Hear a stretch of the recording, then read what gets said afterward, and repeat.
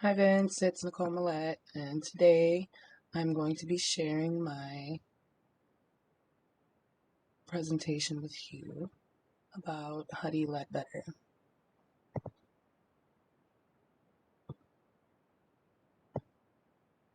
Just trying to share my screen so you can see my PowerPoint.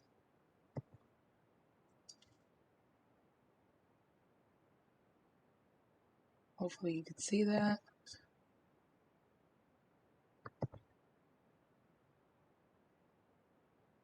Okay, so Huddie Ledbetter, also known as Leadbelly, he was born in Morningsport, Louisiana. He was an African American that had a history of making folk and blues songs.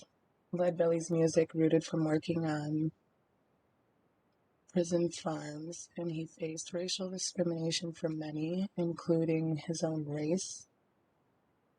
But despite that, he still became what the country considered their first #1 Negro minstrel. Today I'm going to be talking a little bit more about how he became famous, some of the racial discrimination issues against him, and also my opinion on his timbre and his pitch, which are terms I learned about during your class. Thanks to you.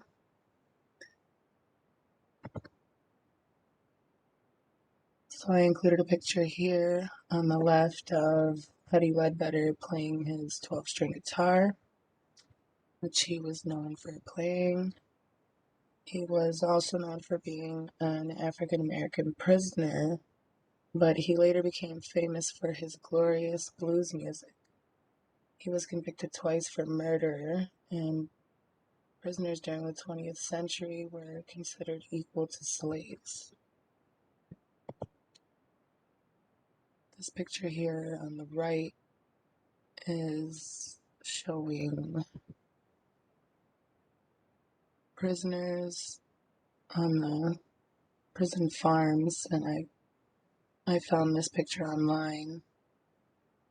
It's supposed to be from the 1930s.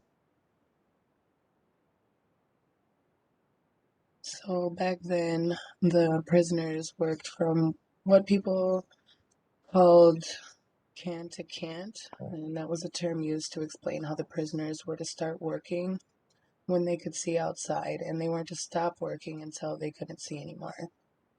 Prisoners were even expected to work in extreme heat, and back then the prisoners couldn't express how they felt to anyone else. They didn't talk to their family members, see their family members. They didn't have very much interaction with each other because they were being watched and controlled. So they couldn't express to anyone, their emotions. So they expressed their emotions in their music. Leadbelly was discovered in 1933 at the age of 45 when two record manufacturers, also known as folklorists at the time, John Lomax and his son Alan Lomax, were accepted for a grant from the Library of Congress, which gave them the opportunity to attend prisons in the South to look for new artists. The Lomaxes were looking for music that they could preserve with the goal of finding what they considered at the time real Negro singing.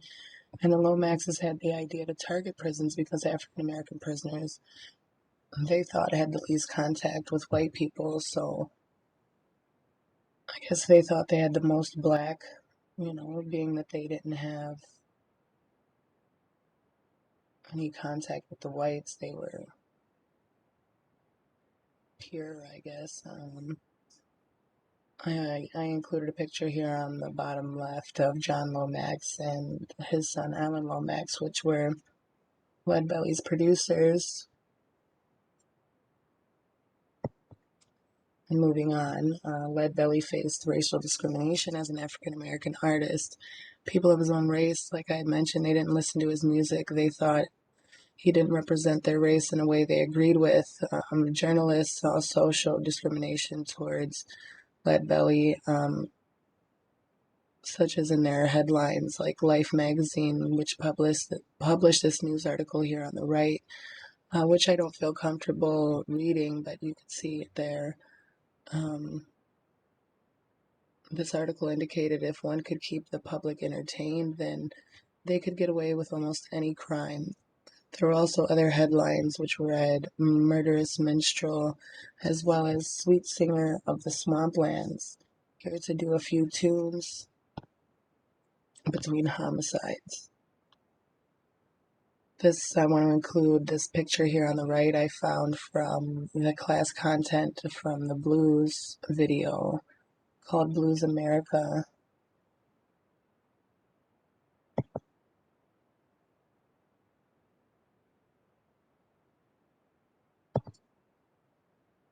Sorry, I was going to see if I could confirm that that's what it was called, but I included the reference at the end.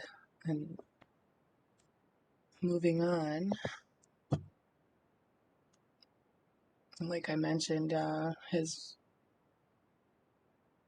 race weren't much of fans, so Leadbelly instead caught the eye of middle-class left liberal whites, and that's when the blues became political. I included a picture here on the right of also an image I found from the video that you included in our class content, and here shows here a white man and a black man, and I think a black child, a black man, and a white woman, and I think this shows here that